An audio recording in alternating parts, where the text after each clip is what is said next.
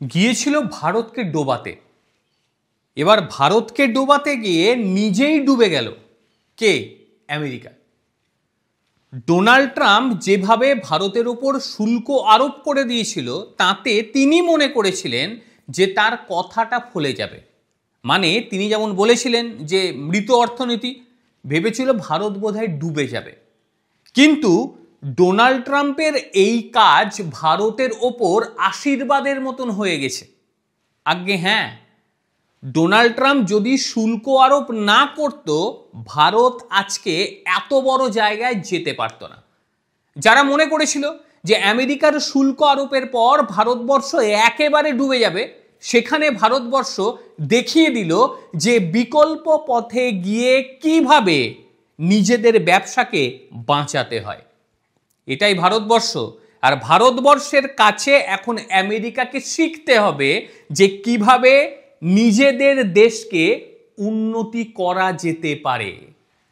মার্কিন যুক্তরাষ্ট্রের শুল্ক কি হারে চেপেছিল সবাই জানেন, এবং তার ফলে অনেকেই বলেছিল যে এরপর যে পণ্য, সেই পণ্য ভারতের নিজের ঘরেই পৌঁছবে, তারা কোথাও পাঠাতে পারবে না। 27শে আগস্ট থেকে ভারতীয় রপ্তানিকারকরা মার্কিন প্রেসিডেন্ট ডোনাল্ড ট্রাম্প কর্তৃক আরোপিত 50% শুল্কের চাপ বাস্তবিক অনুভব করতে শুরু করে। এটা করে প্রাথমিক পর্যায়ে। তারপরে বেশ কিছু গুরুত্বপূর্ণ পদক্ষেপ ভারতকে আবারও আগের জায়গায় নিয়ে চলে এসেছে। কি কি ছিল সেই পদক্ষেপ? এশিয়া ও ইউরোপের বিকল্প বাজারে সেই পণ্য ভারত খুব ভালোভাবে পৌঁছতে সফল হয়ে গিয়েছে। 27শে আগস্ট থেকে মার্কিন প্রেসিডেন্ট ডোনাল্ড ট্রাম্প কর্তৃক আরোপিত 25% শুল্ক ভারতীয় রপ্তানির ওপর প্রভাব ফেলতে শুরু করলেও ভারত ঠিক নিজেদের জায়গাটা ধরে নিতে পেরেছে। চিংড়ি, রত্ন, অলংকার, অটো যন্ত্রাংশ, বৈদ্যুতিক যন্ত্রাংশ সহ বেশ কিছু পণ্য পরিবহনে বিকল্প এশিয়া ও ইউরোপের বাজারে ভারতবর্ষ পাঠিয়ে দিতে সক্ষম হয়েছে।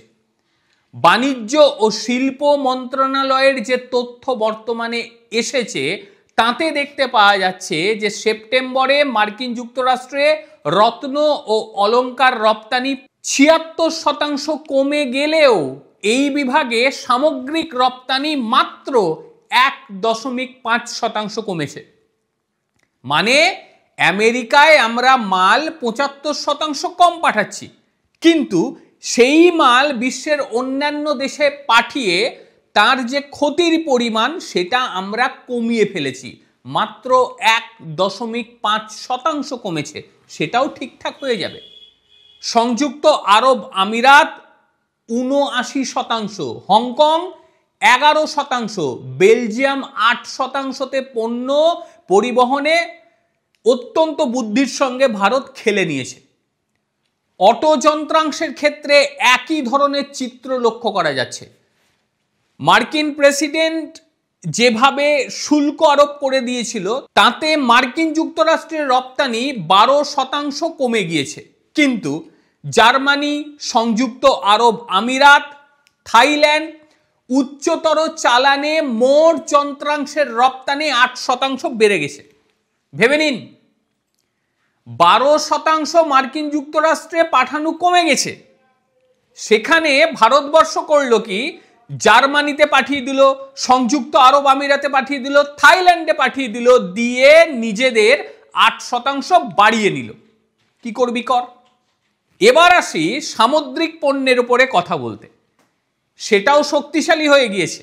চীনে পাঠানো হয়েছে 60%, জাপানে 37%, থাইল্যান্ডে প্রায় 70%, এবং একই সঙ্গে ইউরোপীয় ইউনিয়ন তারাও চাহিদা বাড়াচ্ছে। এবং এই পরিবর্তনে এশিয়া ইউরোপ জুড়ে ভারতের বাণিজ্য শৃঙ্খল আরও শক্ত হচ্ছে। মার্কিন বাজারের প্রবেশাধিকার হ্রাস পাওয়ার সঙ্গে সঙ্গে ভারত বিকল্প পথ খুঁজে নিতে সমর্থ হয়েছে।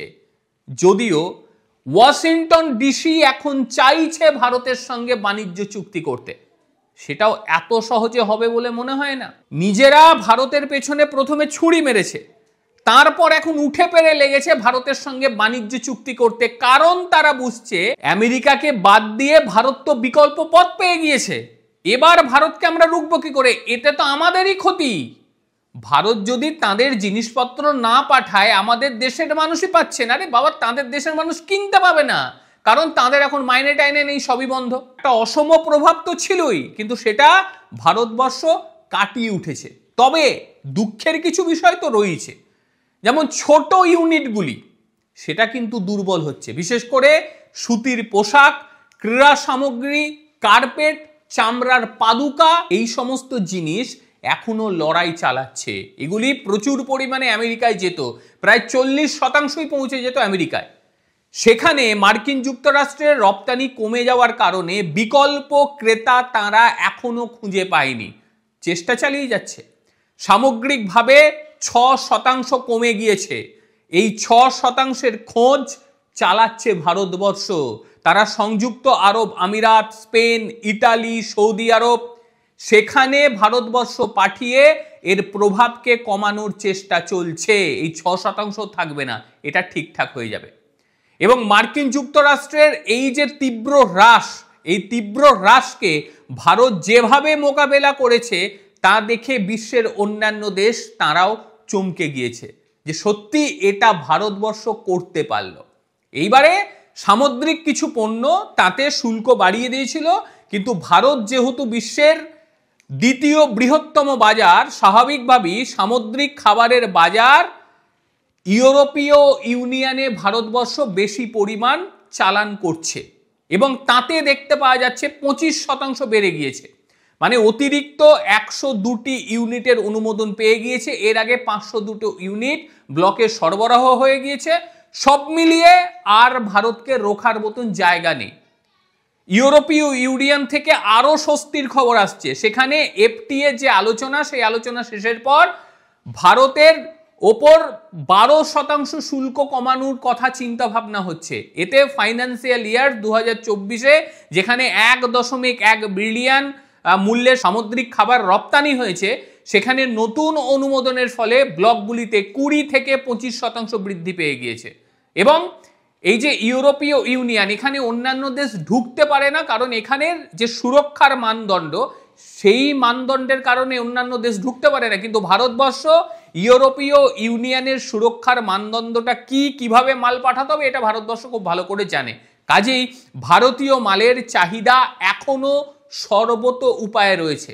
একই সঙ্গে রপ্তানিকারকদের সহায়তা করার জন্য সরকার 45.060 কোটি টাকা সহায়তা প্রদান করছে, যার মধ্যে ব্যাংক ঋণ রয়েছে 20,000 কোটি, এটা গ্যারান্টি। এবং কেন্দ্রীয় বাজেটে এটা ঘোষণা করা হয়েছে, অর্থাৎ সরকার সঙ্গ দিয়েছে, বিভিন্ন কোম্পানিগুলো তারা সঙ্গ দিয়েছে। সরকার যেভাবে বিকল্প রাস্তা খোঁজার চেষ্টা করেছে, বিকল্প বাজার খোঁজার চেষ্টা করেছে, সেই সঙ্গে ভারতীয় কোম্পানিগুলো তারাও বিশ্বের অন্যান্য বাজার খোঁজার চেষ্টা করেছে, আর যার ফলে এটা সম্ভব হয়েছে। এবারে আমেরিকার বাজার খুলে গেলে একেবারে কি বলবো, ধনবর্ষা হবে ভারতের উপর। কারণ ভারতবর্ষ দেখিয়ে দিল যে ভারতকে কিন্তু এত সহজে রোখা সম্ভব নয়। আমেরিকা তারা মৃত অর্থনীতি করতে গিয়ে নিজেরাই মৃত অর্থনীতির জায়গায় পৌঁছে গেছে, আর ভারতবর্ষ বিকল্প পথের সন্ধান করে ভারতবর্ষ আজ নিজের যে লক্ষ্য সেটা পূরণ করতে পেরেছে। প্রত্যেকে ভালো থাকবেন, সুস্থ থাকবেন। আবারও দেখা হবে অন্য কোনো দিন অন্য কোনো ভিডিওতে। ততক্ষণের জন্য নমস্কার। আর অবশ্যই আপনারা আপনাদের বক্তব্য জানাবেন। ভালো থাকবেন সবাই, নমস্কার।